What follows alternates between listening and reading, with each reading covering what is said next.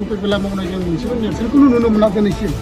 दा बेबायदि बिथांमोना आरो डेभेलपनि खोथा बुङो बेबायदिनो गोदोनि खोथा बुङो दा बेबायदियै जोङो बेफोरखौ नुनानैनो मात्र खुगाजोंल' बिथांमोना मावनो हादों।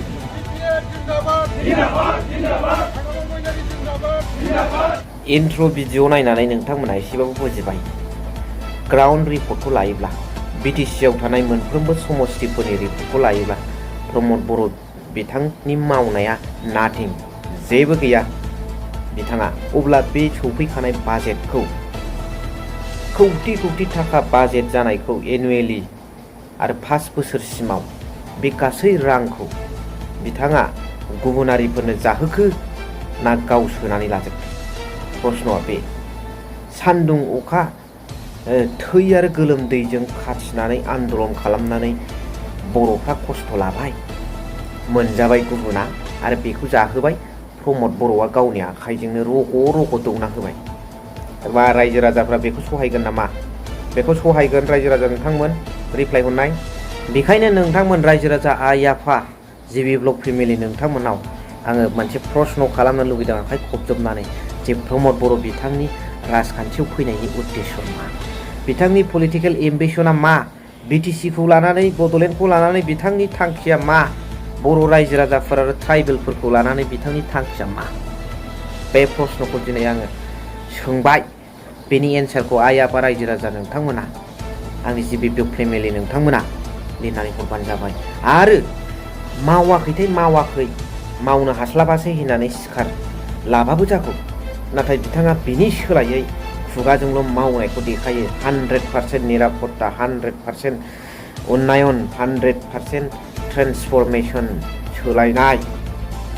बेबादि मोनसे भाषण होयो जेरावनाखि दिनै लामा दालां गासैबोआनो बिथांनि सासनाव थलं थथं जानानै दं स' दिनैनि भिडिअआव बेखौ लानानैनो नोंथांमोनजों जर'खायै सावरायगोन उइथ प्रुफ फोरमानजों लोगोसे स' hello' everyone once again welcome back to the channel दिनैनि गोदान भिडिअ नोंथां बयखौबो गोसो गोथारै बरायदों लोगोसे आसा खालामो इसोरनि अननायाव नोंथां बयबो मोजां मोजां दं स' आङो कमेन्ट्सखौ नायदों जोबोद मोजां मोजां साजेसन हरो बेखौ लानानैनो आं माखासे भिडिअ बानायनो खराग मोनो आरो बेजोंनो आं माखासे भिडिअ बानायो बिनि थाखाय नोंथांमोन रायजो राजा आरो आंनि जिबि ब्लक फेमिलि नोंथांमोननिसिम रोजा रोजा साबायखर कमेन्ट्स हरनानै आंखौ फोरोंहरनायनि थाखाय दा बिनि गेजेरावनो माखासे कमेन्ट्सखौ आं ओरैबायदि नुदों जे हाग्रामा महिलारि बिथांनि 17 बोसोर सासन समावहाय बे पर्बतजरा ओनसोलानो होन गुबुन गुबुन गोदोसोनाय ओनसोलानो होन बियो मा जानानै थायामोन मानो डेभेलप जायाखै बेखौ मानो मावाखै 5 बोसोरखौल' मानो एलिगेसन अभियोग लाबोबाय थादों बेबादि होनदों आरे बाबा गासैबो खामानिफोरखौ हाग्रामा महिलारि बिथांनि सासन कालाव 17 बोसोर सासन कालाव मावखाजोबनानै दोननायावनो नोंथाङा बा नोंथांनि दोलोआ बा नोंथांनि सिएम प्रमद बर' बिथाङा जेबो आवगायनोनो हायाखिसै इनफ्रास्ट्राक्चाराव जाखाजोबनाय सुपारस्ट्राक्चारावबो लामा ओंखारखाजोबनाय बेखौनो जेबो डेभेलपमेन्टनि सिरियाव बियो लांनो रोङाखिसै आरो जायफोरनाखि 17 बोसोराव मावनो हायै आद्रा बे आद्रा थानाय खामानिफोरखौल' एफा एफा मावलांनांसिगौ डेभेलपमेन्टनि ट्रेकआव फैखाबाय खारलांनांसिगौल' बेखौबोदि प्रमद बर' बिथाङा मावनो हायाखै बेखौसो बुंदों आरो दे मावाथाय मावाखिसै जोब्बायमोन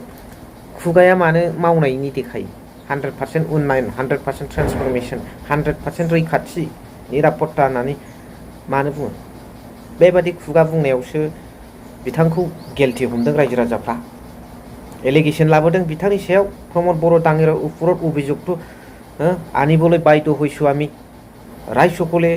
দেখিবলৈ পাইছে উইটনেছ আছে একো কাম কৰা নাই বিভিন্ন সমষ্টিত একো কাম একো উন্নয়न হোৱা নাই बे मोनसे खोथा गावनो बिथाङा प्रमद बर' बिथाङा मेगनजों देग देग नुबोनाय बड'लेण्ड आन्दलन खालामनाय गोदोनिफ्रायनो जाफोर लिडारफोरनि दैदेननायाव आन्दलन खालामबोनाय बर'फ्रा थै आरो गोलोमदैजों जुजिबोनाय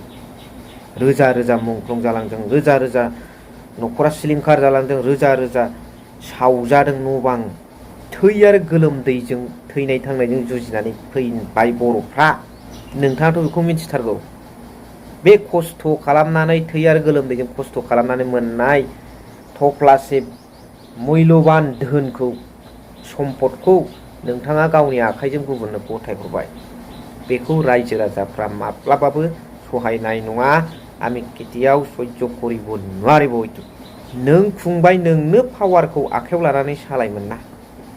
नों थासेयाव दिनै मानो दिसपुरनि सिमाबो आंनो बिटिआरनि सिएमआबो आंनो होनजाखो नों बहाथो थैनानै थाखो गिख' लिडार बेबादिखौ गिख' लिडार होनो साहस खम जोंनि हायाव फैगोन खोथा गैया बाथ्रा गैया कम्पानि बायदिसिना जोंनि मेगनावनो गुबुना रोगां रोगां साख्रि मोनगोन जोंहाथ' मा स्किल गैया मा गैया जों मा नायनानै थानांगोन ना नोंथाङा दायथ' लागोन नोंथाङालाय मा कम्पानिनि साख्रि बिटिसिआव थाखानाय थार्ड ग्रेड फर्थ ग्रेड होनो हानाय साख्रिनि खमथाखौनो खोमानानै लायोब्ला नोंथांनिफ्राय लाइमोनफ्रा मा आसा खालामथावगौ दा बेखायनो आङो रायजो राजा मानगोनां नोंथांमोन आरो आंनि जिबि ब्लग फेमिलि नोंथांमोनाव मोनसे प्रश्न खालामनो गोसो जायो प्रमद बर' बिथांनि राजखान्थियाव फैनायनि उद्देश्यआ मा बर' रायजो राजा आरो ट्राइबेलफोरखौ लानानै प्रमद बर' बिथांनि उद्देश्यआ मा थांखिया मा बिटिसिखौ लानानै बिथांनि थांखिया मा